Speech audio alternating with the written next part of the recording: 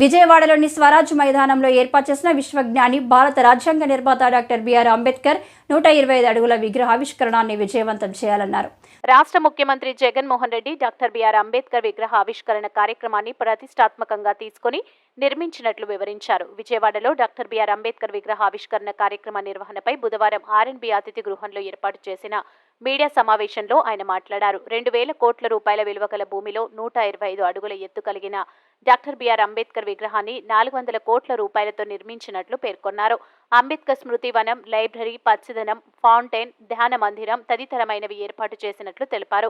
రాష్ట్ర వ్యాప్తంగా ప్రజలందరూ పాల్గొని కార్యక్రమాన్ని విజయవంతం చేయాలని పిలుపునిచ్చారు. అంబేద్కర్ ఒక్క ఎస్సీలకే కాదు దేశ ప్రజలందరికీ దిక్సూచన్నారు. ఈ కార్యక్రమంలో రాష్ట్ర SC commission chairman Marumudi Victor Prasad ను జిల్లా ఇన్ఛార్జ్ కలెక్టర్ ఎం నవీన్ బుధవారం మర్యాదపూర్వకంగా కలిశారు. 19వ తారీఖున విజయవాడ నడిబొడ్డులో విశ్వజ్ఞాని భారత రాజ్యాంగ నిర్మాత డాక్టర్ బిఆర్ అంబేద్కర్ గారి 125 అడుగుల ఎత్తైన విగ్రహాన్ని గౌరవనీయులు మన రాష్ట్ర ముఖ్యమంత్రి జగన్మోహన్ రెడ్డి గారు రాష్ట్ర వ్యాప్తంగా అందరినీ ఆహ్వానించడానికి పర్యటిస్తూ ఈరోజు శ్రీకాకుళం రావడం జరిగింది. Political capital and business capital అనేటువంటి విజయవాడలో అత్యున్నత వాల్యుబుల్ సైట్ చారిత్రాత్మకమైనటువంటి స్వరాజ్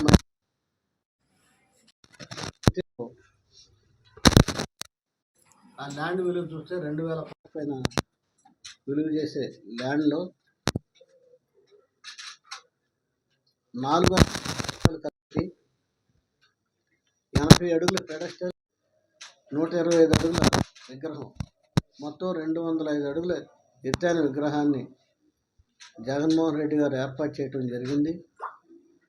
గత ప్రభుత్వంలో చంద్రబాబు నాయుడు గారు 125 అడుగుల విగ్రహాన్ని ఏర్పాటు చేస్తున్నారు కానీ ఆ విషయాన్ని పట్టించుకోలేదు. గౌరవ ముఖ్యమంత్రి జగన్మోహన్ రెడ్డి గారు అధికారం చేపట్టగానే నేను విజయవాడలో 125 అడుగుల విగ్రహాన్ని ఏర్పాటు చేస్తానని చెప్పి ప్రతిష్టాత్మకంగా తీసుకుని ఒక అద్భుతమైనటువంటి కళాఖండాన్ని ఈ రోజున విజయవాడలో ఏర్పాటు చేసి రేపు 19వ తారీఖున ఆవిష్కరిస్తున్నారు. అంబేద్కర్ విగ్రహంతో పాటు అంబేద్కర్ స్మృతివనం అని మల్టీ కన్వెన్షన్ హాల్, 3,000 మంది కూర్చునే మల్టీ కన్వెన్షన్ హాల్, 2,000 మంది కూర్చునే ఓపెన్ థియేటర్, బౌద్ధులు ధ్యానం చేసుకోవటానికి వాళ్ళకి సెపరేట్ హాలు, 10,000 పుస్తకాలు కలిగినటువంటి లైబ్రరీ, అంబేద్కర్ లైబ్రరీ, అద్భుతమైనటువంటి గ్రీనరీస్తో ఏర్పాటు చేస్తున్నటువంటి ప్రతిష్టాత్మకమైన లక్షలాదిగా త్వరలో రావాల్సిందిగా కోరుతా ఉన్నాను.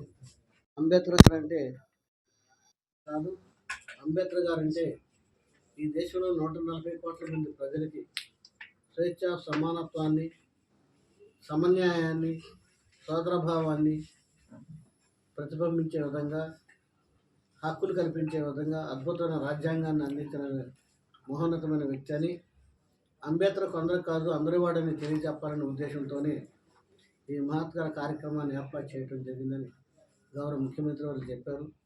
భారతదేశంలోనే ఇటువంటి అత్యున్నతమైనటువంటి ఒక అద్భుతమైనటువంటి కార్యక్రమం ఇంతవరకు జరగలేదు. రేపు జరగబోయే కార్యక్రమం ఒక పార్టీకో, ఒక వర్గానికో, ఒక కులానికో, ఒక మతానికో కాదు. యావత్ కమిషన్ చైర్మన్గా ప్రాంతాల నుండి అటు మహారాష్ట్ర కానీ, కర్ణాటక, తమిళనాడు, తెలంగాణ, ముంబై, ఢిల్లీ కూడా అనేక మంది మేము కూడా వాళ్ళందరూ లక్షలాదిగా పాల్గొని ఈ కార్యక్రమాన్ని విజయవంతం చేయవలసిగా కోరుతా ఉన్నాను. ఇది ఒక చారిత్రాత్మక కార్యక్రమంగా పరిగణించవలసిగా కోరుతూ, మన చేతుల్లో అందరి చేతుల్లో సెల్ ఉన్నాయి. సెల్ ద్వారా మనకి సెల్లో అనేక మంది మిత్రులు ఉంటారు, 100,000 మంది. ఇన్స్టాగ్రామ్ ద్వారా, ఫేస్బుక్ ద్వారా, వాట్సాప్ ద్వారా చలో విజయవాడ 19వ